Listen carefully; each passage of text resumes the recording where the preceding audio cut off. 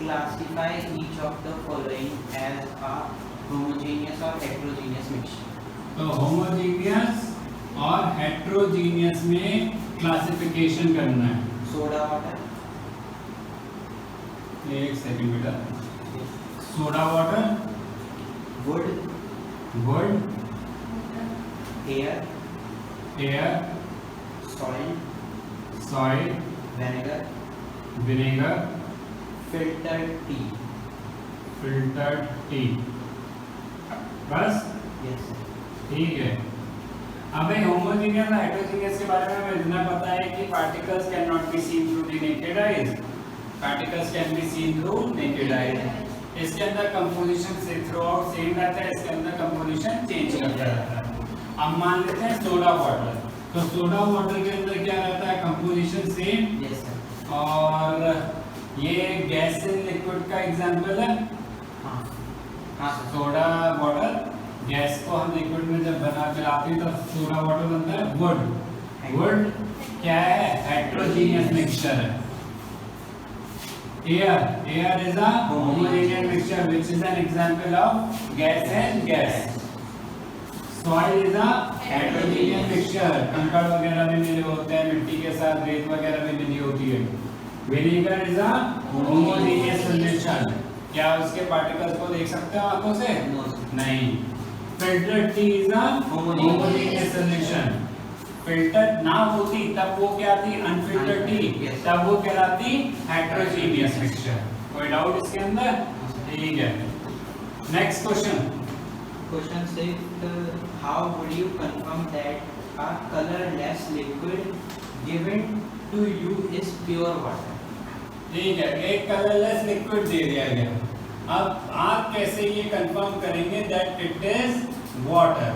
बताइएगा। Sir evaporation के process से। एवेपोरेशन के प्रोसेस से कर सकते हैं, या फिर आप उसका बॉइलिंग पॉइंट चेक करेंगे। और वो इवेपोरेशन के मेथड से तो नहीं होगा, क्योंकि इवेपोरेशन का मतलब ये होता है कि जब वाटर वेपर में अपने बॉइलिंग पॉइंट से नीचे कन्वर्ट हो जाए तब उसको इवेपोरेशन कहते हैं। जब वाटर वेपर्स में जब कन्वर्ट होता है, किस पॉइंट पे कन्वर्ट हो, बॉइलिंग पॉइंट पर, तब वो क्या कहलाता है, वेपराइजेशन। तो आप इवेपोरेशन नहीं करेंगे, इवेपोरेशन पे तो वो जाएगा ही नहीं 100 डिग्री सेल्सियस तक। तो आप क्या करेंगे, आप वाटर लेंगे, वाटर को हीट करेंगे और हीट करने के बाद टेम्परेचर को नोट करेंगे।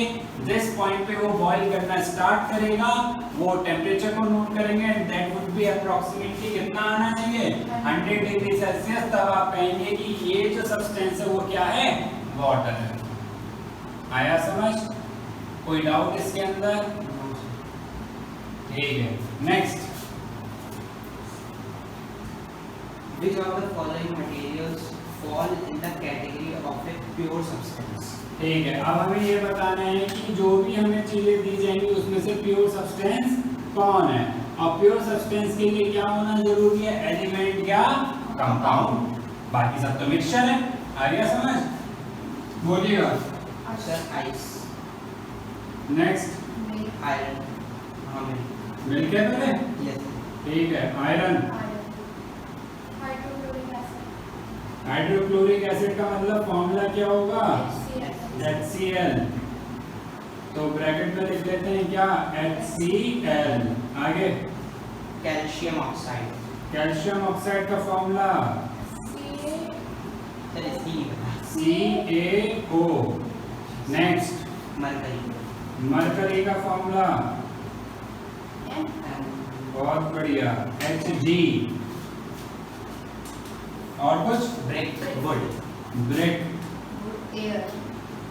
वुड air, और एयर। कुछ और भी बचा है क्या? no sir, ठीक है। आइस क्या है, वाटर है, यानी कि H2O हाँ, कंपाउंड हो गया। yes, तो ये क्या है, प्योर सब्सटेंस। मिल्क, नहीं। मिल्क क्या कोई कंपाउंड है या एलिमेंट है? नहीं है, मिल्क एक कलॉइडल सॉल्यूशन है, इसका मतलब वो एक हेटेरोजेनियस मिक्सचर है, तो प्योर सब्सटेंस तो नहीं है।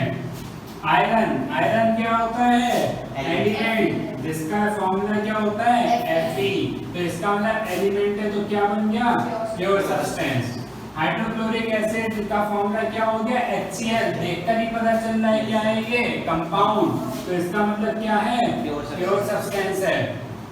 कैल्शियम ऑक्साइड क्या है CaO, तो इसका मतलब क्या हो गया कंपाउंड, तो ये क्या हो गया प्योर सब्सटेंस। मरकरी Hg है, पता है it is the only metal which is liquid at room temperature, तो इसका मतलब एलिमेंट है, तो कहां चला गया प्योर सब्सटेंस। ब्रिक के अंदर क्या है मिक्सचर है, किसका मिट्टी का है और भी कई सारी चीजें होती है जो ब्रिक बनाने में मिक्स की जाती है, तो it is a mixture. Would अभी हमने देखा है क्या बनता है वुड एक हेटेरोजेनियस मिक्सचर है, तो इसका मतलब प्योर सब्सटेंस तो हो ही नहीं सकता।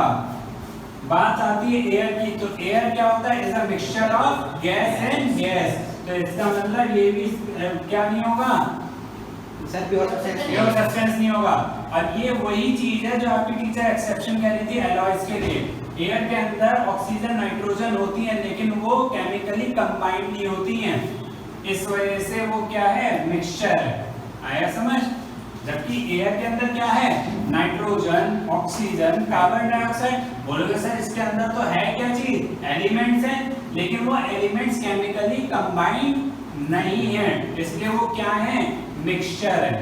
कोई डाउट इसके अंदर? 10 Classify the following into element, compound and mixtures. ठीक है, अब बात आती है एलिमेंट्स, कंपाउंड्स और मिक्सचर की।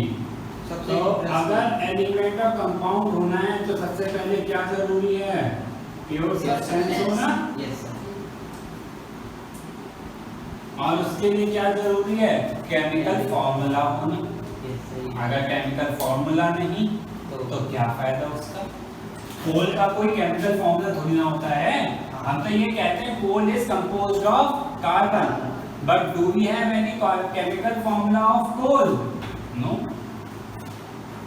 hence it is a mixture। अब बात आती है प्योर सब्सटेंस और ये मिक्सचर में क्लासिफाई करने की, तो क्वेश्चन नंबर 10 है हमारा, जिसमें हमें एलिमेंट्स और कंपाउंड्स और मिक्सचर के अंदर क्लासिफाई करना है कुछ गिवन नंबर ऑफ सब्सटेंसेस को या नंबर ऑफ इंग्रेडिएंट्स को, जो भी दे रखा है। बोलिए। Sodium,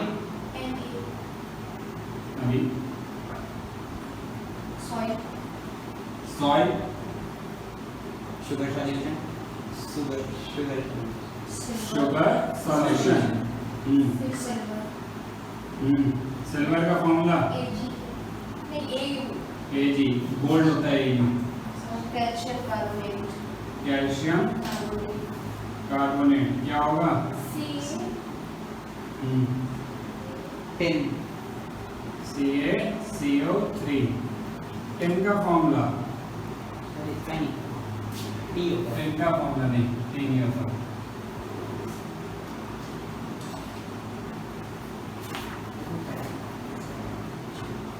If I am not wrong, it is W. If next time tin का, if I am not wrong, it is W. लेकिन we will check. Next, silver, silver तो हो गया। Silicon, silicon is Si। फिर है sir coal, coal, air, soap, methane, methane, carbon dioxide,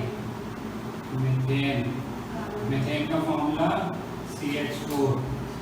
हाँ, उसके बाद क्या है कार्बन डाइऑक्साइड, CO2, ब्लड।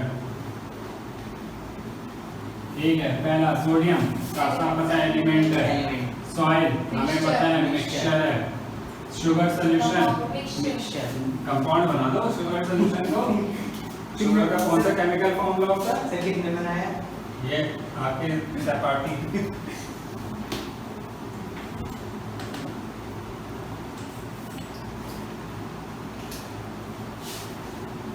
उसके बाद सिल्वर, सिल्वर क्या है element.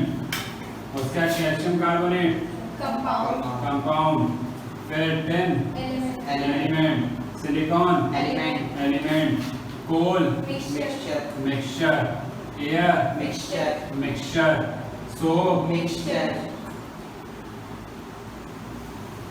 mixture, methane, compound, compound, carbon dioxide, compound, compound, and blood, mixture. mixture. कोई डाउट? No sir. ठीक है, हो गए सारे कैटेगराइज। Yes.